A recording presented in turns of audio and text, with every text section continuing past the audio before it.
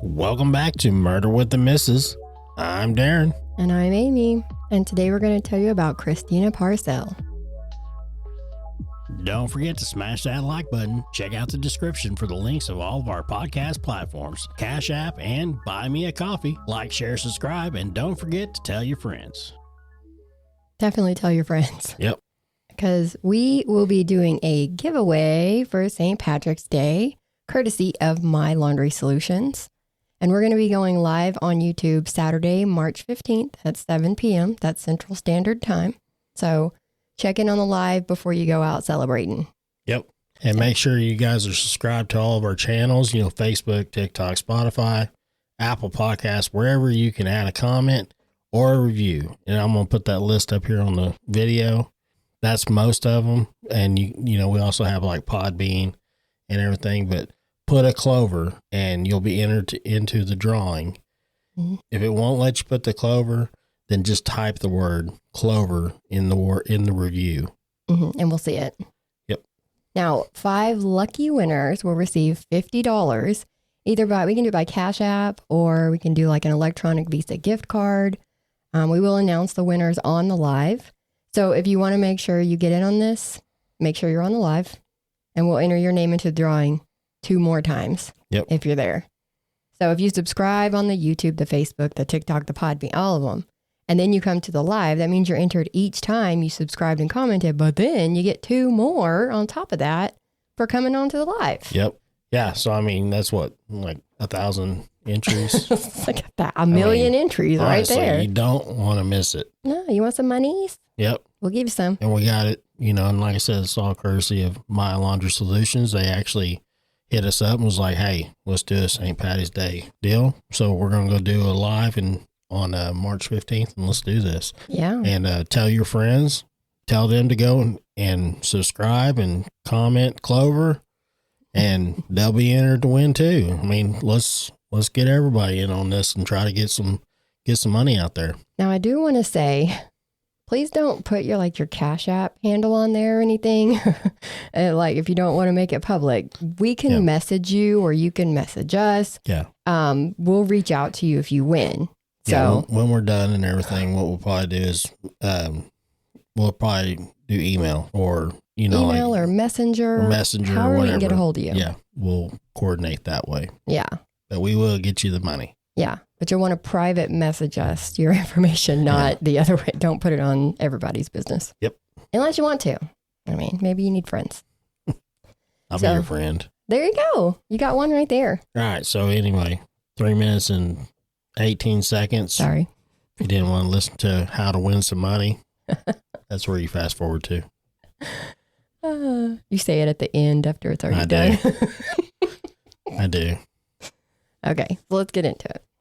And if you haven't heard of this case, it's out of South Carolina, get ready. This is one that's been in trial, and I kind of feel sad for this poor jury. It was very confusing at first. Most trials are.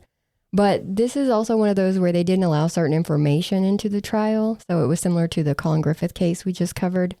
Some people thought that in order to get a fair trial, especially when the parts that are left out was for the defense, that, you kind of need all that information. So I'll give you all the information and you can decide if it makes a difference or not. On October 13th of 2021, 41-year-old Christina's body was found in the house that she shared with her sister. She had been stabbed, so it was a bloody scene. But something else stuck out. There were rose petals scattered around. So it sounds romantical? Yeah. What? Romantical? Yeah. Sounds romantical. Okay. I was like, is that a word? No, I'm not just making shit up. No, it's a real word, but you're saying romantically motivated? Yeah. Yeah. Okay. I was about to stop this recording so we could have a conversation. Yeah. I was like, wait a minute. Yeah. Yeah. Was it romantically motivated? Right. So they were scattered all around where her body was found, and there were even some inside of her purse. So it looked like they had just been flung around the scene. It made a very weird image. And as police started looking into what led to this, it was a literal puzzle that they had to piece together to find out who did it and why. And it didn't look like a robbery. Plus, what robber brings flowers? I'm sorry, I'm taking all your stuff, but here's some roses. Like, how does that work? Well, I mean, and as he carries, the TV out to his van, right, wearing her fur coat, I mean, right. That kind of raises some questions. A little bit, like, here's some flowers, I'm taking this TV. Yeah, exactly. But it wasn't a robber that got arrested for her murder. So let's do a little timeline to see how we get here. There are several people involved in this, so I'll try to keep from confusing you. We have Christina, who is a vet tech. And in December of 2008, she started dating John Mello. He's about 20 or so years older than her. He is a music producer, lyricist, and songwriter. He says he worked with Elton John and the Rolling Stones. And he and Christina just hit it off. It was a relationship that we hear about often. So it started out great, ended up not so great. In 2012, they had a daughter, and we're going to call her AM because she's still a minor. So when the couple finally split up, they started fighting for custody of AM. John did file for sole custody, and it was granted to him in January of 2016. Did she get visitation? Not at first. She did file for it, but didn't end up getting granted scheduled visitation until August of 2016. Now, at this point, she also had a new man, Bradley Post. John wasn't too happy about AM being around Christina already, and now here's Brad. And John did file to revoke Christina's visitation in 2017 by saying Christina and Brad were abusing AM. Now, those are strong allegations. But by January of 2019, John and Christina agreed to a visitation order. The two of them came up with it, and the court granted it. So I guess all those allegations just went out the window. Now it's okay. So John killed Christina, so he didn't have to share custody? I mean, kind of already solved it. No, not quite, That's sir. done. I mean, this one's in the bag. Not quite, sir. John wasn't the person on trial. Oh. Ah, yeah. Now we're getting to him. But this brings us, good guess though. It was a good guess. But this brings us to 2020, the end of times. John and AM were out and about when they approached a man playing a keyboard on the streets. This was concert pianist Zachary Hughes. In 2019, Zach was training at the Marine Corps Officer Candidate School in Quantico, but had to quit because he had stress fractures in both legs. And once he was getting better, the pandemic hit. So he took to the streets. He was not just a street performer. He was classically trained, like Juilliard on scholarships kind of shit. John asked Zach to play AM's favorite, Claire de Lune, and he did. And that started a friendship between Zach and John.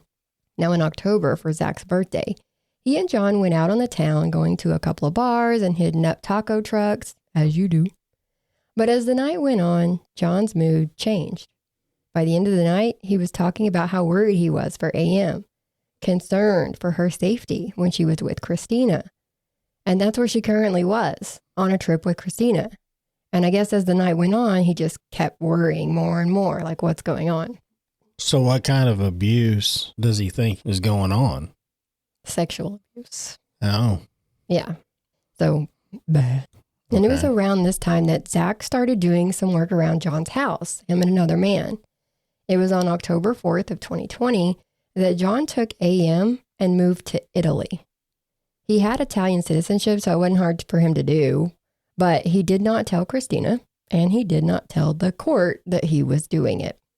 So on October 30th, Christina filed a rule to show cause because now John has violated the visitation order. In December, the court appointed AM a guardian ad litem, which is someone who works on the best interest of the child when two parents just can't seem to agree. And John was found in contempt of the visitation order since he's left the country now. And it would be March of 2021 that Christina moved into a house with her sister on Canebrake Drive so that they would have room for AM. And a month later, the Italian Central Authority ordered that AM be returned to Christina in the States. Christina made a couple of trips to Italy to go to court there, but when returning from this particular trip, her boyfriend Brad proposed to her in the airport.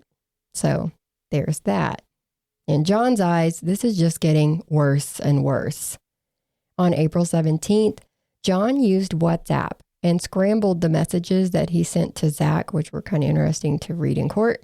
But he gave Zach Christina's phone number and told him to harass the shit out of her. Okay. Mm-hmm.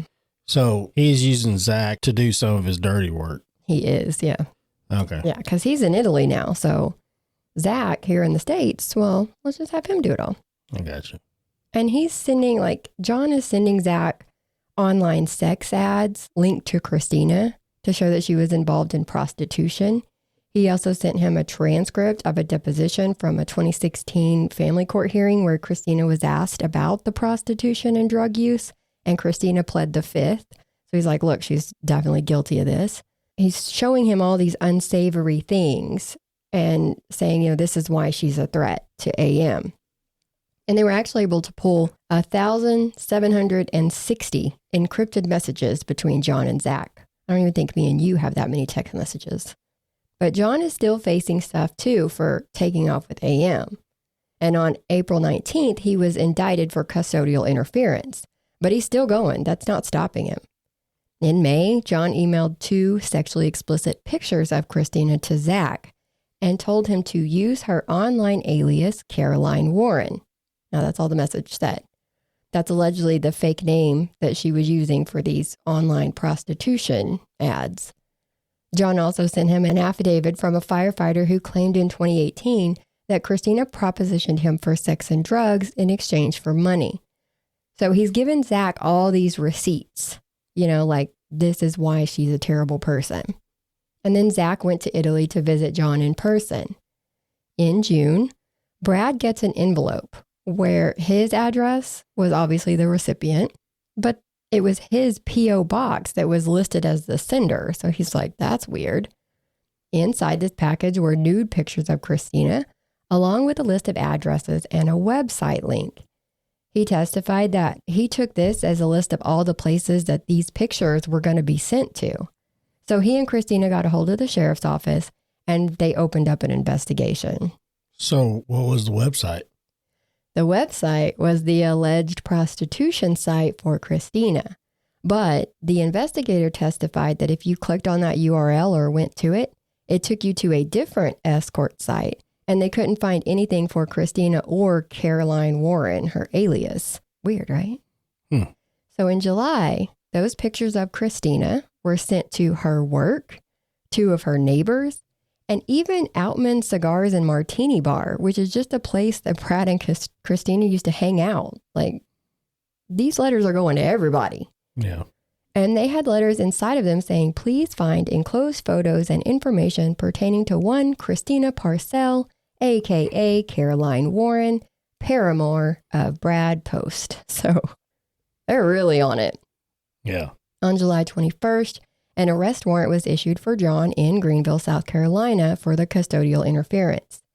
In September, Zach called the Department of Social Services to report abuse against AM. Now, he is completely convinced that she is in danger and he is the only one who can help her. Okay. They weren't getting the outcome that they wanted, John and Zach, and you could tell by their WhatsApp messages leading up to the murder that things were just not progressing fast enough. Nobody was doing anything. They're sending out all this information, but nobody's acting on it. So here's what happened the day of the murder, according to surveillance footage and Zach's own testimony, because yes, he did testify and he did say he murdered Christina, the concert pianist, who has nothing to do with nothing. Anyways, the day before the murder, Zach put his phone into airplane mode twice. So they were trying to figure out why he did that. He would testify that he was planning on actually committing the murder that day, but he woke up feeling reluctant. So he didn't do it that day. So he just wasn't feeling it that day. Yeah, I just wasn't feeling murdery that day. Just a little messed up. Yeah, a little bit. So Zach woke up the day of the murder. So it was like 4:30 a.m. on October 13th of 2021. He knew that Christina had a job interview that morning and that AM was at school. So Brad had talked to her on the phone that morning and all was good. She was on her way to the interview. Everything's fine. At 8:15, Zach is spotted on Canebrake Drive. So people's Ring cameras, surveillance cameras, then when they go back and look, you can see him. So that's at 8:15. Christina gets home at 9:07. And then at 9:15, so immediately after, Zach, dressed in a gray hoodie and carrying a black backpack, rides his bike to Christina's house carrying a bouquet of roses. And he is caught on a neighbor's Ring camera from across the street where he's ringing the doorbell and Christina comes to it. Now, this is just like a motion activated, so they just have like a clip of him standing in front of the door and then it stops. But it's definitely him standing in front of that door. He rings the doorbell, like I said. Christina answers the door and he says he's delivering flowers to her sister, Tina. Christina tells him that Tina's not home, so Zach says now he knows that she's definitely home alone, that there was only 3 people in the house, 2 of them are gone, math. So he hands her the flowers and then they're in like a box and he pulls a gun from the box of flowers. Now this gun is not loaded. He said he thought about shooting her, but didn't want the neighbors to hear. So he just used the gun to force Christina back into the house. He hit her on the head with a gun, and her reaction when she fell, he said it made her look like a sympathetic figure. So he couldn't hit her again, like it messed with him somehow. Christina picked up on his hesitation, and she started fighting. Zach uses his knife to repeatedly strike her until they both fall to the floor, and Christina stopped moving. It was at 9:27 that Zach is spotted on his bike about 0.4 miles away from Christina's house. So it was 12 minutes for him to do all that and get almost half a mile down the road. Yeah, that's damn. Yeah. They have his truck on flock cameras. Those are the license plate reader cameras. The day before and the day of driving to the area with his bicycle in the back of the truck. So I guess he would drive to the area, then bike into the neighborhood, and then bike back to the truck and drive away. John texted Zach that day, "How did that music research go?" And Zach replied, "Good, I'll tell you over the phone." So it sounds like John was asking about their plan for that day. Brad is calling and can't get a hold of Christina, so he drove over to her house to check on her. He says he went in the back door because they always kept that unlocked, something that her sister Tina disputes, but he calls 911 at 11 a.m. saying, "I think I might have a death." He's transferred to EMS and he tells them that there's a very weird smell in the house and Christina was laying flat on the floor. They tell him how to do CPR and he says, "I think she's gone. There's blood everywhere and her eyes were open."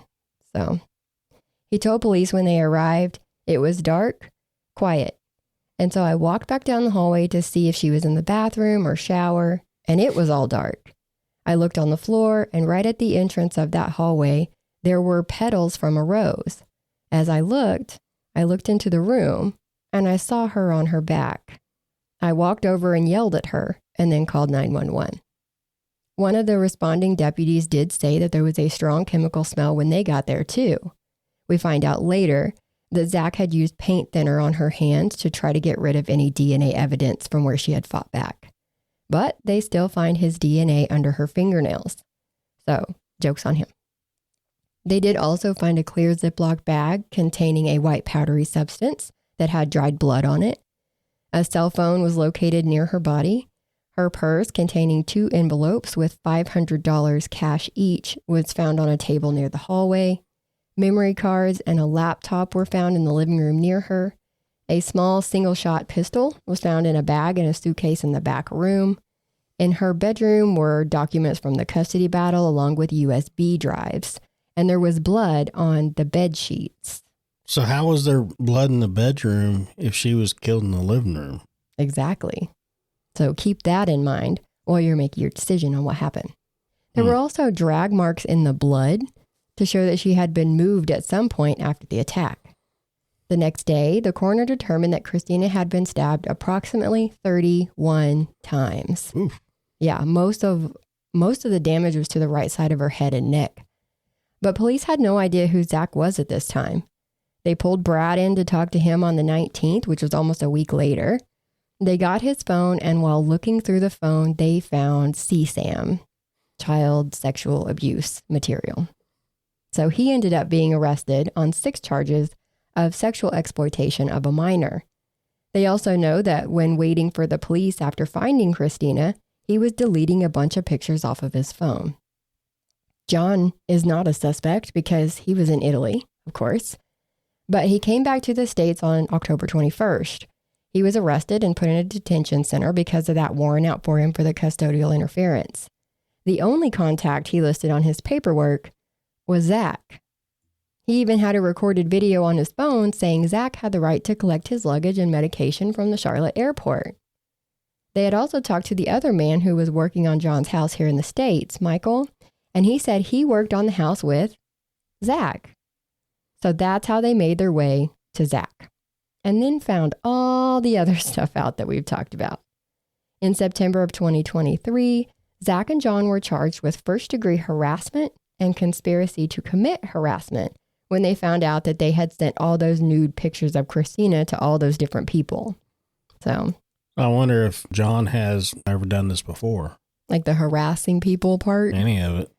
He's definitely had instances in the past where people have accused him of harassment and making threats. So this is apparently his thing. And when it didn't work, they took it further. Yeah.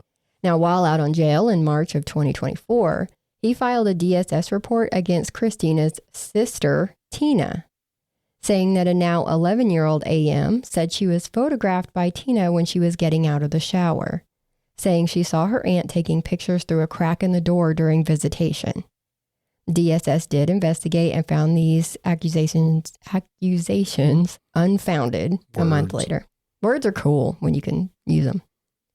The next day, John's custodial interference charges were dismissed. So now he's clear. Now, the trial for Zach for Christina's murder started February 11th of 2025. So this was literally a couple weeks ago. And like I said, he did testify. And that was a show, to say the least. Because even though Brad was currently in custody and is pending his trial for the CSAM, even though some of the pictures allegedly show that Christina was participating in the abuse of her daughter, even though Zach's defense was that he had exhausted all efforts to protect her from her mom and Brad, and that is why he felt he had to kill Christina, that was not allowed in court. This was like his whole defense, that it was self-defense for AM. That's part of the reason that I believe this was confusing to the jury. They would get little bits and pieces, but not the whole story. And they even brought Brad in to testify in an orange jumpsuit, like, so they know he's been arrested for something. It's so weird. But Brad took care of all that. Nope. That was a lie. Not Brad. Zach. Zach took care of all that. He did talk. I know. I got so many names. It was Zach. There's a lot going on this one. There's a lot of people. There's a lot. So all for one person. Right. You right. know. So it's, yeah. But I'm finding it hard to follow. Yeah. A little bit, just because all the names. There's a lot of names. Yeah. So who's AM? That's AM is the daughter. Mm-hmm. We're not saying her actual name. The daughter of Christina and John. John. Okay. See, I was thinking Zach for some stupid reason. Zach's just the friend who popped in to help his buddy out, I guess. Well, that's where I was trying to. I know. I was getting confused by him, but anyway. I know. And we'll post a picture of all of them. I have one that's the three men and Christina, so you can see what each one looks like. I did let me do the case pick up here. I did the one where it was kind of the house. Okay, yeah, so you can see the rose petals. You can see the rose petals and then it showed like the ring camera. Yep, that's Zach on his bicycle in the corner. That's Zach on it almost looks like a trail cam.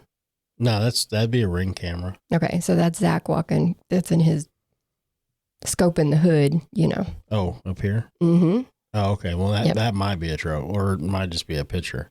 Who knows? Either way, he was caught on multiple surveillance cameras. So they know he was there. Plus, he's not even lying about it. But when he took the stand, he was very pissed off because his defense was that John was out of the country. He felt very bad that AM was being sexually abused by Brad and Christina, and nobody was doing anything about it. The court wasn't, social services wasn't. Nobody seemed to believe them, and so they felt like she was in danger and they had to help. And Zach says this is why he killed Christina. So this is his whole defense. But then he goes to court and they're like, you're not allowed to talk about that. So he's like, okay. So let me tell you what he did say. But I mean, just the way they do it, they want to get whatever information they can get out to make it look as bad or as good as they can. Right. So their point of this was that it didn't really matter what his motive was. He's still not allowed to kill somebody. Yeah. So they're like, it doesn't matter. It doesn't need to be brought in because it's not a real defense. Yeah. So when Zach was on the stand, he doesn't listen very well. I actually cannot stand this guy. But he said, it wasn't that she was immoral. So he's talking about Christina. It wasn't that she was immoral. She was amoral. She was dead inside. A masterful manipulator and deceiver. She could lie at the drop of a hat. I realized the incredible danger that Christina Parcell was. A glimpse into AM's possible future if she remained in her custody. And the facts have proven that I was right. He's not allowed to say that.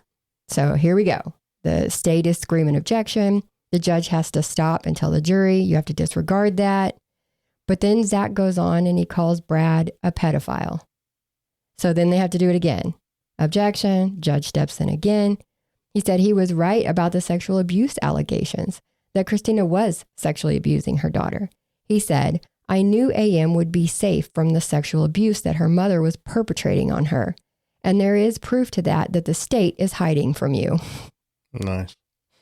So prosecution, when he was trying to finish that sentence, was screaming, objection, trying to get him to stop. And he finished his sentence. He was like, I'm not stopping. I'm telling you exactly how it is. Well, I mean, he's probably at this point like, what do you got to lose? Yeah, I mean, I'm already going down for it.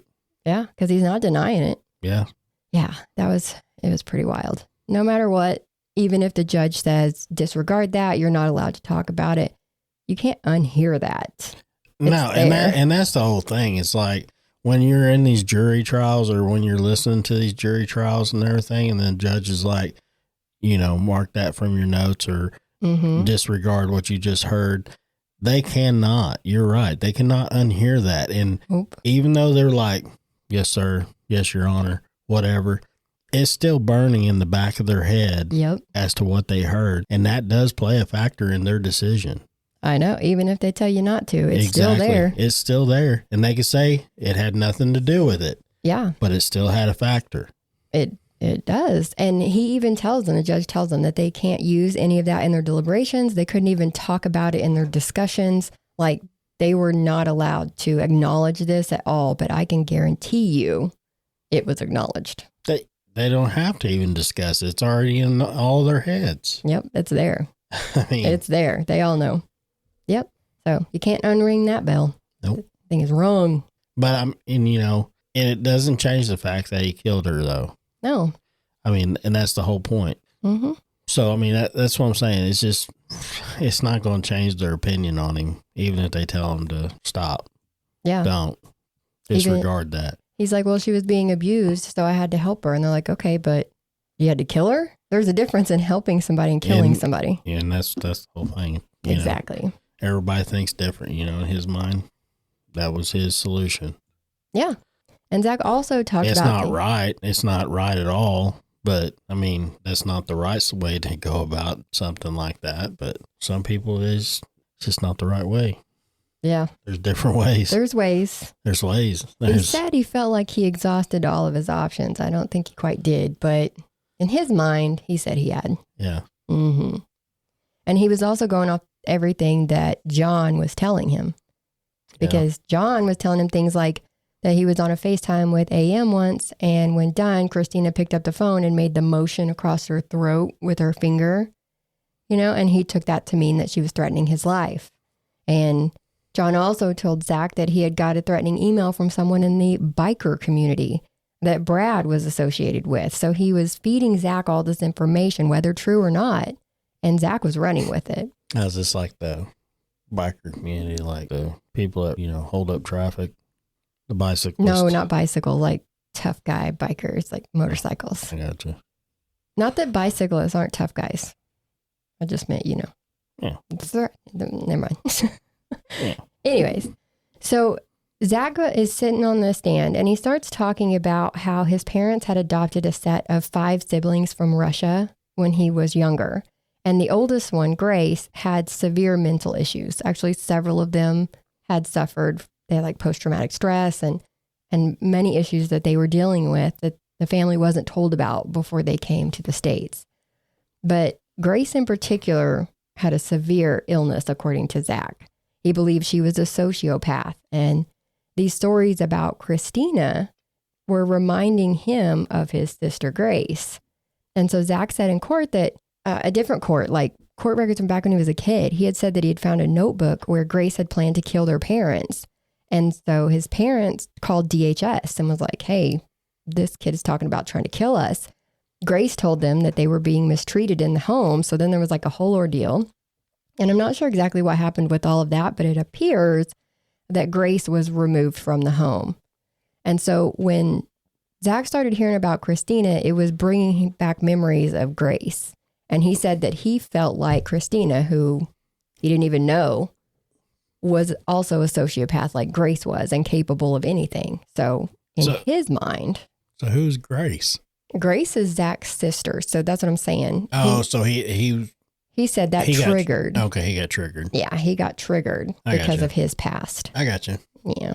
So he's seen the same traits. Yeah. The same traits, mannerisms, whatever. Right. Mm-hmm. As what happened to him in his life. Right. I got you. So, yeah.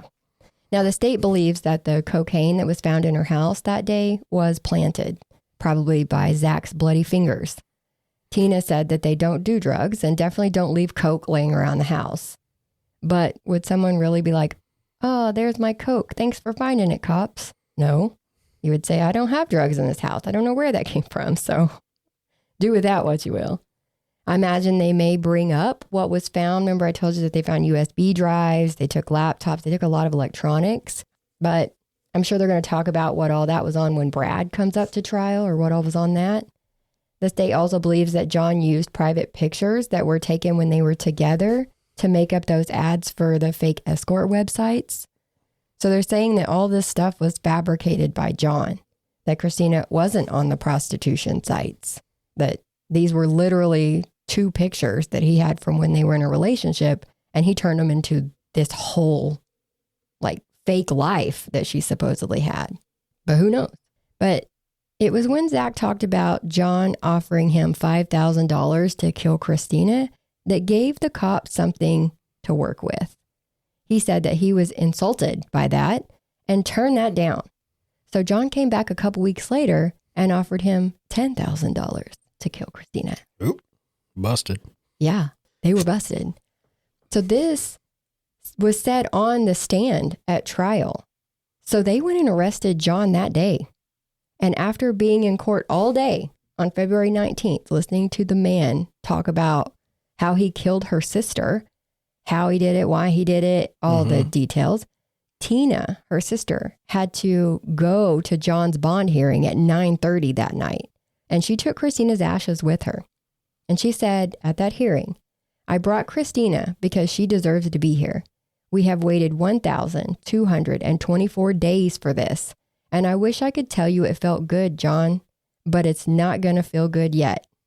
You did this to your family. Your child has to know that you did this to her family. So she was like yelling at him in the court. She was big mad. Mm-hmm. He was denied bond and he's now still in jail waiting for his next bond hearing, which was 30 days from then. And it was the next day that they were back in court for Zach, where he was found guilty of murder, possession of a weapon during the commission of a violent crime, first-degree burglary, and second-degree harassment. So there was Tina again the next day having to give another victim impact statement, but I'm sure she'd probably do it over and over again. The defense attorney in closing arguments was trying to show that Christina did not suffer any emotional distress due to the harassment because she was never described as upset, shaking, etc. When Tina gave her statement for the victim impact statement, she threw those words right back at him, saying that while Zach walked through the murder of her sister, he was not upset, shaking, etc. So she was like, who's emotionally distressed around here now? Nobody. He did it. He knows he did it. He doesn't care that he did it. You know, it's like she was so mad. So Zach did end up getting life for the murder and life for the burglary. So he got 2 life sentences, and then some more little sentences for the rest of those, which don't even really matter. They even gave him a little 6-month sentence for contempt for having all them outbursts during his testimony that he kept getting in trouble for. But he probably thinks that was a pretty fair trade. Yeah. Yeah. I mean, he gone. He is. And there's a lot of people who agree that they tried to keep the abuse out of it, and that wouldn't have given him a fair trial. That all this should have been admitted. And that's probably what he'll do his appeal on, is that he wasn't allowed to admit this. But at the same time, Brad just got arrested. He's not convicted of anything yet. So that's another thing that you have to worry about putting it in. I don't know. And I'm pretty sure that either way you look at this was not how self-defense works, because that's what he's saying. I killed her in self-defense for AM, but AM wasn't even at the house. Yeah. So in order to get self-defense, it has to be an immediate danger, like that you're literally fighting for your life. And he was not fighting for anybody's life. Yeah. He was just trying to eliminate a problem, something he thought was a problem. And you have to think too, these were just allegations during that time. This stuff did not come out until Brad was arrested. So when he murdered Christina, these were still just allegations. There was no proof. They didn't get the proof till a week later after Christina died. So he can't, now that's why he was like, and I was right, all cocky. And so a lot of people are saying that this was vigilante justice. Of course, he did say this was not about revenge or retribution or anything. I wasn't angry. The only thing I was feeling that day was pity. So he came off a little sociopathic, self-righteous, emotionless, all the adjectives you can just insert here. So we will have to wait to see what happens with John and Brad, because now all 3 of them are in the same jail, which I think is hilarious. Brad even has a suit against him because allegedly some of those thousands of CSAM images found on his phone include some of one of AM's friends. So a friend that had come over to stay the night. There's allegedly videos and pictures of her as well. And Christina is clearly in the photos and video. So, yeah. So now he's being sued by her parents as well. That's gross. I know. I want to know what y'all think about this case, because we all feel a certain way about people who hurt children. And some people say that this is, was she dirty? We won't know. We won't know until Brad's trial to see what they actually found. But I don't know. Let us know what you think for sure. I want to know. Yeah. That's screwed up. It's messed up. Does it give him the right to go do it himself? No, he had nothing to do with it. He really had nothing to do with it. No, but in his mind, he felt like he did. He did. Which doesn't make it right. Exactly. But anyway, so that's the end of this one. Yep. But make sure you guys tell your friends, and like I said, go and like, share, subscribe, and comment Clover. Get your Clover on there. Or do an emoji of Clover, do a meme of Clover, do a GIF of a Clover. Send us something funny. Yeah, do something funny. And I'll put you in to enter one of the $50 gift cards, and which we're going to give away on the live on the 15th. So tell your friends, and they will also get in there. And if you are on the live, you will get 2 more entries. And remember, that's on each platform. Yes, you'll get an entry for each platform that you subscribe to. All of them. And comment Clover or put a Clover. Yeah. Now, if you do like our content and want to contribute to the channel, there's ways to do it. Like, share, subscribe, hit the notification bell so you know when new episodes drop. We do have a Cash App that you have access to by our email, which is danda.truecrime@gmail.com. And we have Buy Me a Coffee at buymeacoffee.com/MWTM. And guys, like I said, as always, tell your friends. Tell them. Yep. So until next time, like we said, we hope you enjoy our content. For all of our subscribers, all of our new subscribers, thank you. Yes. This wouldn't be possible without you. And until next time, we'll see you. Bye.